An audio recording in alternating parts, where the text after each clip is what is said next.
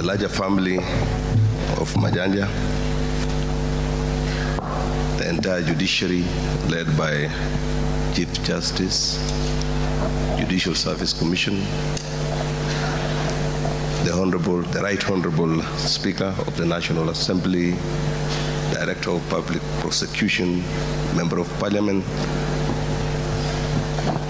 Majanja's Member of Parliament, distinguished monarchs, ladies and gentlemen, good afternoon. Mine will be very, very short.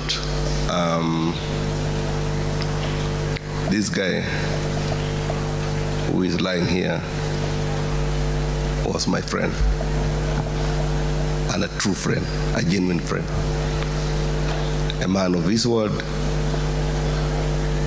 a man of integrity, and a man who means what he says. I got the news, the worst news, when he passed on from Justice Warsame and Madam CRJ here. It was devastating. I just took off from the office straight home because I could not manage to really digest even the news.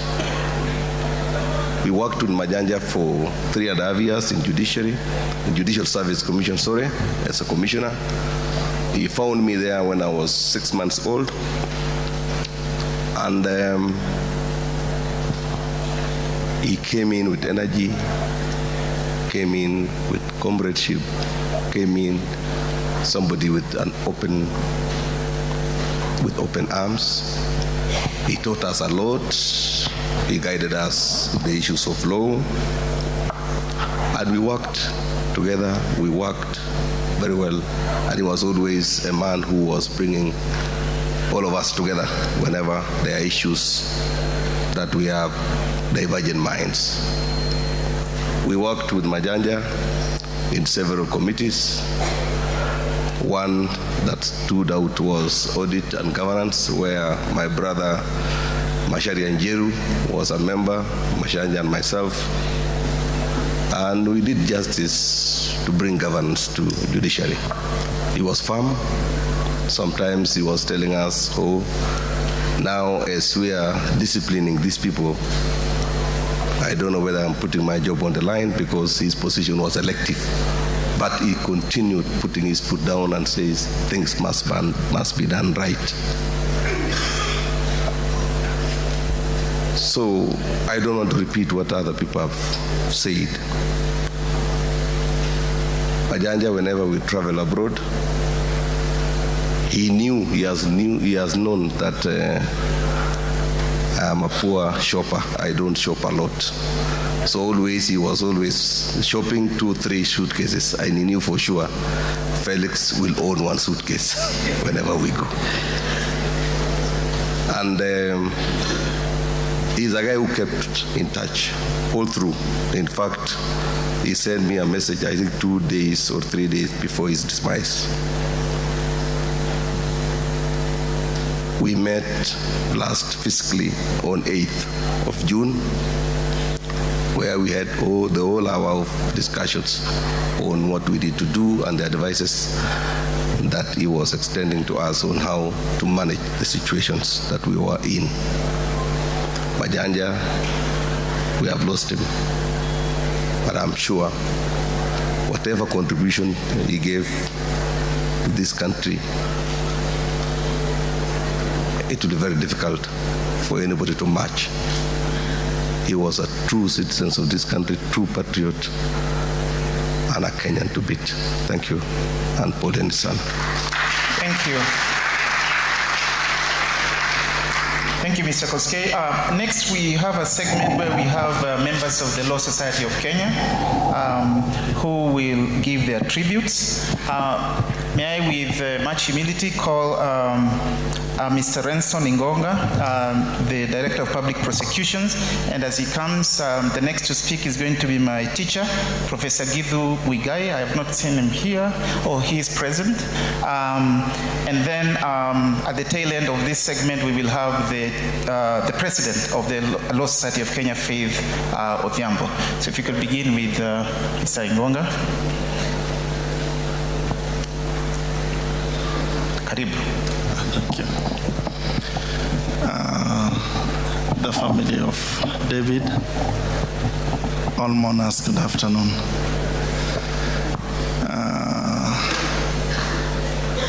I don't know what to say for David. I think I've said a bit in my tribute to David. David was a fine man and brilliant. David was a very close friend.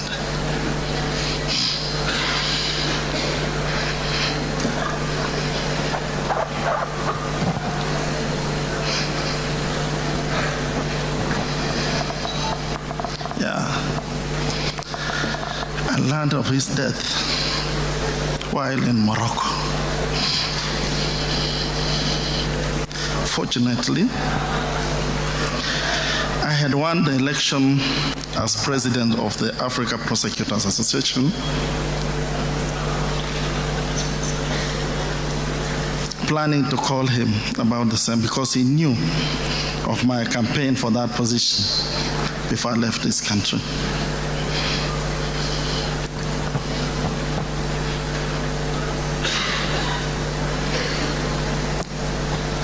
David was one guy who was very hardworking and never wanted to leave his job to even attend to his health. He knew in most cases whenever he would tell me something about his health, I'd push him.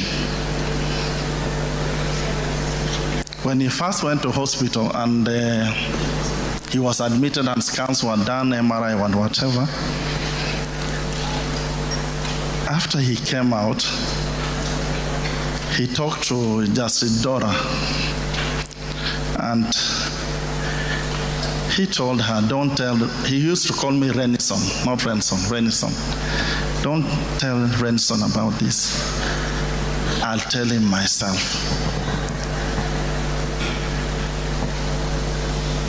I took about 3-4 days. I never saw his call. I decided to call. He didn't pick. Then one weekend, he decided to call me.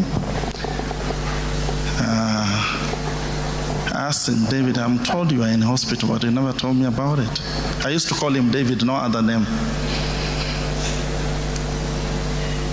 He said, yeah, it is true. If I had told you, I know how you normally push. And I even told Judge Dora to make sure that she doesn't tell, I'll tell you myself after I've decided what I want to do. He told me there was something he said in the chest, which is very simple. It's not affecting anywhere in his body. But one thing he told me, that he could not write. He told me at the moment I can't write. If you get my speech very well, it's blood. That's what he told me. I asked him, where do you want this done? He said, no, they said it's just a simple procedure to be done at the Nairobi hospital. I told him, David, why can't you go to India or South Africa? Have friends there we can do right away. He said, no, this is a very simple thing. I've been advised by the doctors that it will be done here. But I believe maybe it was God's plan. We left, we lost a very fine, brilliant person in Kenya. All I would say, let him go with peace. Let his brilliance remain with those of us who learned from him. And the family of David, God will be with you. We'll pray for you. Thank you. Thank you. Thank you. Next we have Professor Givi Muigai. I should say when Professor Givi Muigai taught us criminal law, he mesmerized all of us except Majanja. He's the only person who used to respond to him in class. Karibu Mwalimu. Thank you very much.